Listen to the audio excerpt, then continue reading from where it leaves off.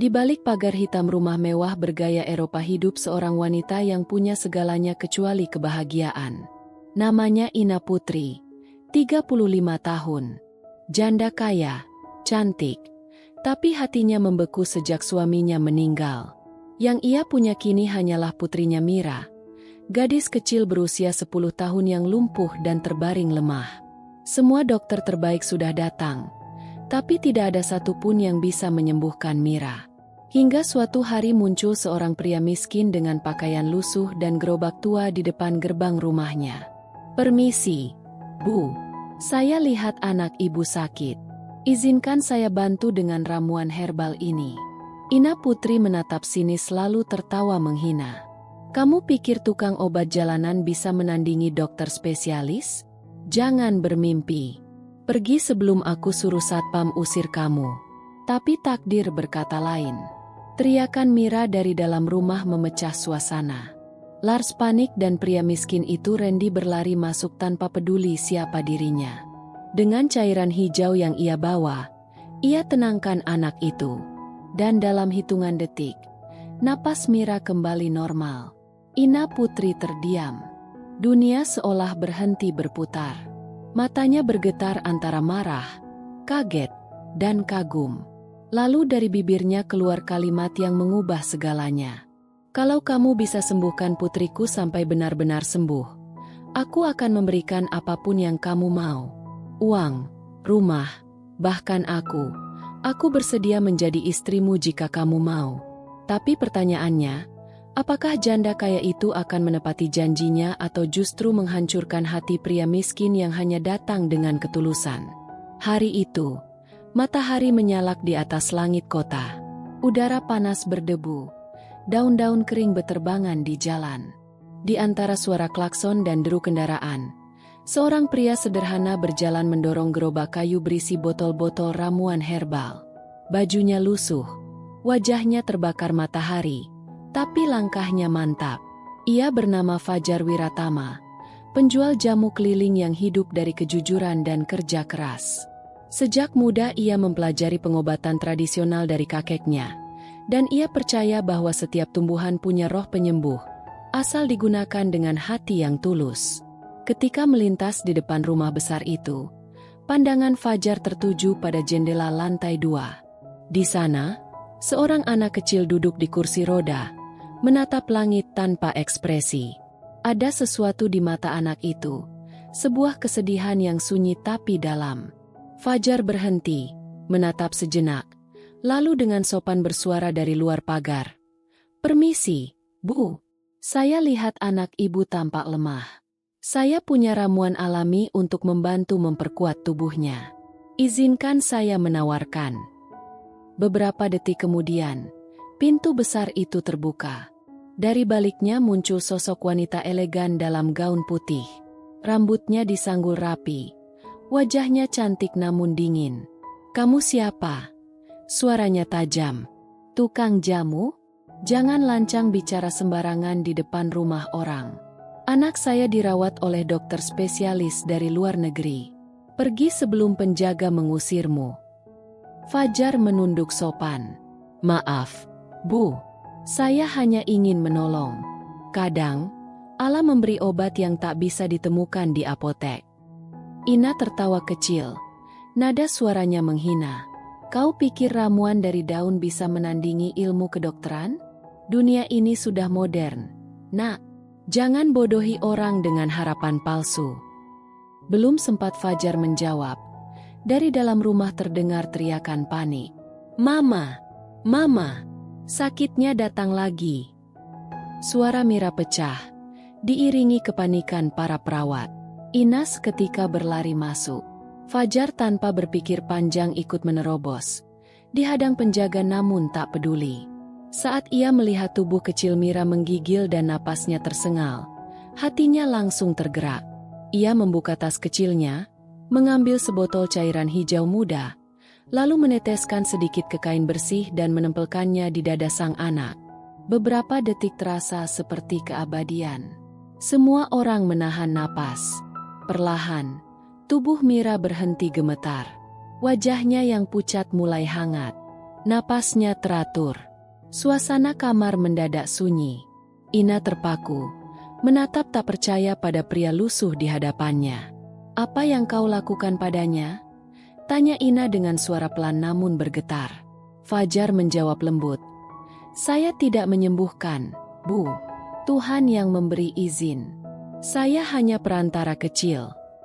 Kalimat itu seperti angin yang meniup dinding keras dalam hati Ina. Ia ingin marah, tapi tak bisa. Ia ingin menolak, tapi tak sanggup. Tatapan Fajar begitu jernih. Tak ada kesombongan, tak ada pamrih. Hanya ketulusan. Dalam hati kecilnya, Ina mulai merasa sesuatu yang lama tak ia rasakan, harapan. Malam itu, untuk pertama kalinya dalam 2 tahun, Mira tidur dengan tenang. Ina duduk di tepi ranjang sambil memandangi wajah anaknya. Di luar, bulan menggantung di langit. Dan di bawah sinar redupnya, hati seorang ibu mulai berbisik. Mungkin, Tuhan baru saja mengirim seseorang untuk menjawab doaku. Sejak malam itu, hidup di rumah besar itu mulai berubah perlahan. Udara yang dulu terasa dingin kini membawa sedikit kehangatan. Ina Putri, yang biasanya menolak semua bentuk pengobatan non-medis, kali ini justru memanggil Fajar kembali. Ia sendiri tak tahu alasan pastinya. Mungkin rasa penasaran, atau mungkin sesuatu yang jauh lebih dalam dari sekadar rasa ingin tahu. Fajar datang dengan pakaian bersih, membawa gerobak kecilnya seperti biasa. Di tangannya ada beberapa botol ramuan, namun langkahnya penuh hormat. Ia tidak menatap Ina terlalu lama, tidak mencoba berlagak pintar. Ia hanya menunduk dan berkata, "Saya tidak bisa berjanji menyembuhkan sepenuhnya, Bu. Tapi saya bisa mencoba." Ina menatapnya lama sebelum menjawab, "Kalau kau berhasil membuat anakku berjalan, aku akan berikan apapun yang kau minta. Uang, rumah, atau bahkan diriku sendiri." Fajar tersenyum samar. "Saya tidak datang untuk itu, Bu. Saya datang karena janji lama yang belum sempat saya tepati." Kalimat itu membuat dahi Ina berkerut. "Janji? Dengan siapa?" Fajar menunduk. "Dengan seseorang yang pernah menyelamatkan hidup saya dulu. Almarhum suami ibu, Pak Haryono." Ina tercekat. Nama itu masih terasa berat disebut. Tapi sebelum ia sempat bertanya lebih jauh, Fajar menambahkan pelan, "Saya berhutang nyawa padanya. Dan saya berjanji, jika suatu hari beliau pergi lebih dulu, saya akan menjaga orang-orang yang ia cintai." Sejak saat itu, hubungan antara keduanya berubah. Fajar mulai datang setiap sore. Ia membawa ramuan, tapi juga membawa sesuatu yang tak bisa dijual, ketulusan. Ia tidak hanya memberi obat, tapi juga mengajarkan Mira untuk bernapas perlahan, melatih tangan dan kakinya dengan sabar, bahkan menceritakan kisah-kisah lucu dari kampung halamannya. Tawa kecil Mira mulai terdengar lagi, tawa yang sudah 2 tahun hilang. Di balik pintu, Ina sering memperhatikan diam-diam. Awalnya dengan curiga, tapi lama-kelamaan, ia justru menemukan ketenangan setiap kali melihat interaksi itu. Ada sesuatu yang berbeda dari Fajar, tidak ada niat buruk, tidak ada keinginan mengambil keuntungan. Ia bekerja dengan hati. Dan setiap kali ia tersenyum pada Mira, ada rasa damai yang sulit dijelaskan. Namun kedekatan itu tidak lepas dari mata orang luar. Para tetangga mulai berbisik, para pekerja rumah bergunjing. Berita mulai menyebar pelan tapi tajam. Janda kaya jatuh cinta pada tukang jamu. Semua itu sampai ke telinga Dokter Danu, dokter pribadi keluarga yang dulu pernah dekat dengan Ina. Danu marah bukan karena peduli, tapi karena harga dirinya terusik. Ia datang ke rumah dengan langkah angkuh, mengenakan jas putihnya. "Ina, kau sadar apa yang kau lakukan? Orang seperti dia bisa merusak reputasimu. Dia bukan siapa-siapa." Ina menjawab dengan dingin, "Aku tak butuh reputasi, Danu. Aku hanya butuh anakku sembuh." Tapi Danu menatapnya tajam. "Atau mungkin kau sudah terlalu buta karena perasaan?" Kalimat itu membuat Ina terdiam. Ada benarnya, akhir-akhir ini, pikirannya sering melayang setiap kali Fajar datang. Tapi ia menolak mengakuinya. Kau salah. Aku hanya berterima kasih. Jawabnya cepat. Sementara itu, Fajar tetap menjalani hari-harinya tanpa peduli gosip. Ia tahu dunia tak akan mudah percaya pada orang kecil sepertinya. Tapi ia juga tahu, kesembuhan Mira jauh lebih penting dari pandangan orang. Hari demi hari, kondisi Mira semakin membaik. Ia mulai bisa berdiri perlahan. Ina tak kuasa menahan air mata ketika melihat anaknya mengambil langkah pertamanya meski masih goyah. Aku bisa, Ma, aku bisa jalan, ucap Mira dengan tawa bahagia. Malam itu, setelah semua tidur, Ina duduk di teras sendirian. Angin berembus lembut, membawa aroma tanah basah dan sisa ramuan herbal dari tangan Fajar yang masih terbayang di benaknya. Ia menatap langit dan bergumam pelan. Apa ini balasan doa-doaku, Tuhan? Atau ujian baru yang kau kirim dalam wujud seorang pria sederhana? Dan di kejauhan, di gang kecil yang sepi, Fajar memandang bintang yang sama. Ia menggenggam kalung kecil peninggalan Haryono dan berbisik lirih. Pak, saya sudah mulai menepati janji itu. Tapi kenapa setiap kali melihat wajah Bu Ina dan Mira, hati ini justru terasa semakin berat?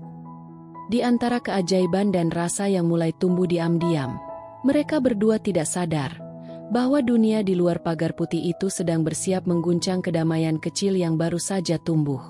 Hari-hari bahagia di rumah besar itu tak bertahan lama.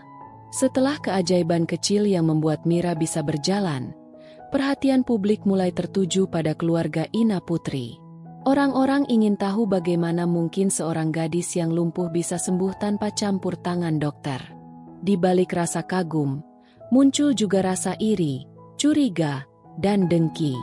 Semuanya memuncak ketika Dokter Danu menyebarkan kabar bahwa Fajar, si penjual jamu keliling, hanyalah penipu dengan masa lalu kelam. Ia menuduh Fajar pernah ditangkap karena menjual ramuan ilegal, dan bahwa kesembuhan Mira hanyalah kebetulan belaka. Dalam waktu singkat, media mulai meliput. Berita online menulis judul sensasional. Janda kaya tertipu tukang jamu ajaib. Nama Fajar jadi bahan ejekan, dan rumah Ina dibanjiri wartawan. Suatu pagi, 2 polisi datang membawa surat penangkapan. Kami mendapat laporan bahwa saudara Fajar melakukan praktik pengobatan tanpa izin resmi. Ina mencoba melawan, tapi Fajar menghentikannya dengan senyum tenang. Tak apa, Bu. Biarkan saja. Kebenaran tak butuh banyak kata. Saat ia diborgol, Mira menjerit dan berlari memeluk kakinya. Om, jangan pergi. Aku sudah sembuh karena Om. Air mata Ina jatuh, tapi Fajar hanya menunduk dan berkata lembut. Jaga ibumu, nak, dan jangan berhenti tersenyum.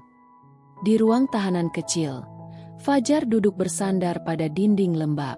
Tak ada ketakutan di wajahnya, hanya kelelahan. Ia tahu fitnah akan berlalu, tapi waktu tak bisa diputar kembali.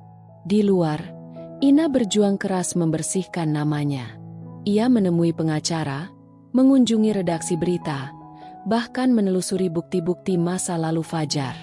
Namun semakin ia mencoba, semakin kuat bayangan fitnah menutupinya. Banyak orang menertawakannya. Wanita bodoh, jatuh cinta pada tukang jamu. Malam turun dengan hujan deras. Di rumah besar yang kini sunyi, Ina duduk di ruang tamu, menatap televisi yang menayangkan berita tentang Fajar. Di layar, wajah pria itu terpampang dengan label tersangka. Tapi bagi Ina, ia tetap pahlawan yang menyembuhkan anaknya. Ia menggenggam tangan Mira erat-erat. Om Fajar tidak salah, kan, Ma? Tanya anak kecil itu polos. Ina mengangguk sambil menahan tangis. Tidak, sayang. Dia orang baik. Dunia saja yang belum tahu. Beberapa hari kemudian, kabar buruk datang. Hujan deras yang tak berhenti membuat sungai di belakang kantor polisi meluap. Ruang tahanan bawah tanah terendam air. Ina panik dan berlari ke lokasi tanpa pikir panjang. Petugas melarangnya masuk, tapi ia menerobos banjir setinggi lutut. "Fajar, di mana kau?" teriaknya dalam tangis. Di balik jeruji besi, Fajar berdiri dengan air setinggi pinggang, menatap Ina dengan mata tenang. "Kenapa kau datang? Ini berbahaya." "Aku tak akan pergi tanpa kau," teriak Ina sambil berusaha membuka gembok. "Tidak, Bu. Tolong selamatkan diri Ibu. Jagalah Mira. Aku sudah kehilangan suamiku. Aku tak mau kehilangan kau juga." Air makin tinggi. Arus deras menghantam dinding. Lampu padam. Hanya kilat yang menerangi wajah mereka. Dengan sisa tenaga, Fajar memukul jeruji menggunakan batang besi. Sekali, dua kali, sampai akhirnya pintu terbuka paksa. Ia menarik Ina keluar, mendorongnya menuju tangga darurat. Tapi arus tiba-tiba datang menghantam dari arah lain. Ina terpleset, hampir terseret. Namun Fajar menahan tubuhnya. "Naiklah, Bu. Cepat. Aku tidak akan tinggalkan kau. Kalau begitu, biarkan aku yang pergi lebih dulu." Dengan kekuatan terakhirnya, Fajar mendorong Ina ke tangga logam yang menuju atap. Lalu arus besar menyeret tubuhnya ke kegelapan. Ina berteriak histeris. Suaranya tenggelam bersama deru air. Beberapa jam kemudian, banjir surut. Tim penyelamat menemukan tubuh Fajar di ruang bawah tanah yang hancur. Tangannya masih menggenggam kalung kecil bertuliskan nama Haryono, suami Ina. Ketika jenazahnya dibawa keluar, hujan berhenti. Langit tampak abu-abu pucat, dan di antara air mata, Ina hanya bisa berbisik lirih. "Kau tepati janji itu, Fajar, tapi aku yang gagal menepati punyaku." Malam itu, kota seakan diam. Di rumah besar yang kini kehilangan cahaya, hanya terdengar isak kecil Mira di kamar atas. Dunia mungkin menuduh Fajar sebagai penipu, tapi bagi dua hati yang ia tinggalkan, ia adalah bukti hidup bahwa janji dan ketulusan masih lebih kuat dari fitnah dan kebencian. Beberapa minggu telah berlalu sejak banjir besar itu menelan nyawa Fajar Wiratama. Kota kembali tenang. Tapi di rumah besar bergaya kolonial di Jalan Merpati itu, keheningan justru semakin dalam. Tidak ada lagi langkah kaki yang sederhana tapi menenangkan. Tidak ada lagi suara ramuan yang mendidih di dapur kecil belakang. Yang tersisa hanyalah kenangan, dan luka yang sulit dihapus waktu. Setiap pagi, Ina Putri duduk di balkon lantai 2, menatap taman yang dulu sering dijadikan tempat Fajar bercerita pada Mira. Di sana, tawa kecil anaknya kini terdengar lagi, tapi kali ini bercampur dengan kerinduan. Mira sudah bisa berjalan, bahkan berlari pelan di bawah sinar matahari. Namun di balik senyumnya, ia sering berhenti sejenak, menatap langit dan berbisik, "Om Fajar, aku udah bisa jalan. Terima kasih ya." Bagi Ina, setiap kata itu seperti pisau lembut yang menusuk dada. Ada kebanggaan di sana, tapi juga rasa kehilangan yang tak bisa dijelaskan. Kadang, di malam sunyi, ia menatap foto kecil di meja rias. Foto Fajar, Mira, dan dirinya, yang diambil diam-diam oleh perawat saat mereka tertawa bersama. Setiap kali melihat senyum tulus Fajar di foto itu, air mata Ina selalu jatuh tanpa izin. Namun kehidupan harus berjalan. Ina tahu, tak ada gunanya larut dalam kesedihan. Ia mulai berani keluar rumah lagi, menghadapi pandangan masyarakat yang dulu mencibirnya. Sebagian sudah menyesal, sebagian pura-pura tak pernah tahu. Tapi Ina tak peduli. Ia tidak ingin membalas fitnah dengan kemarahan. Ia ingin melanjutkan sesuatu yang telah dimulai oleh Fajar, kebaikan tanpa pamrih. Dengan uang yang ia miliki, Ina mendirikan sebuah yayasan kecil di pinggir kota. Namanya Yayasan Warisan Janji, tempat bagi anak-anak kurang mampu untuk mendapatkan pengobatan herbal gratis. Di dinding depan yayasan, terpajang kutipan dari Fajar yang dulu sempat ia dengar. Kesembuhan tidak selalu datang dari obat, tapi dari hati yang tulus ingin menolong. Kata-kata itu menjadi semangat yang membimbingnya setiap hari. Yayasan itu berkembang cepat. Banyak orang datang, bukan hanya mencari obat, tapi juga harapan. Di sana, Ina sering membagikan ramuan herbal peninggalan Fajar. Ia belajar dari catatan dan buku tua yang ditemukan di gerobak Fajar, mencatat setiap nama tanaman, setiap dosis, dan setiap doa yang menyertainya. Ia bekerja tanpa lelah, bukan untuk menebus kesalahan, tapi untuk menghormati cinta yang tidak pernah meminta balasan. Suatu sore yang hangat, saat matahari hampir tenggelam, Ina duduk di teras yayasan sambil melihat Mira bermain dengan anak-anak lain. Gadis kecil itu kini tampak jauh lebih kuat dan ceria. Seorang wartawan muda datang menghampiri, menanyakan tentang kisah di balik berdirinya yayasan itu. Ina tersenyum lembut. "Ini semua karena seorang pria sederhana," katanya. "Seseorang yang datang tanpa pamrih, yang mengajarkan kami arti ketulusan. Dunia mungkin melihatnya sebagai tukang jamu, tapi bagi saya, dia adalah pelindung yang Tuhan kirim di saat paling gelap." Malam itu, Ina pulang ke rumah dan menyalakan lilin di depan foto Fajar dan Haryono, dua pria yang paling berarti dalam hidupnya. Ia duduk lama di depan meja kecil itu, lalu berbisik pelan, "Kau menepati janjimu, Fajar. Dan sekarang, biarkan aku menepati punyaku, menjaga kebaikanmu tetap hidup di dunia ini." Angin malam berembus lembut dari jendela terbuka, membuat nyala lilin bergetar pelan. Di luar, langit penuh bintang. Di antara cahaya yang berkerlip, satu bintang tampak paling terang.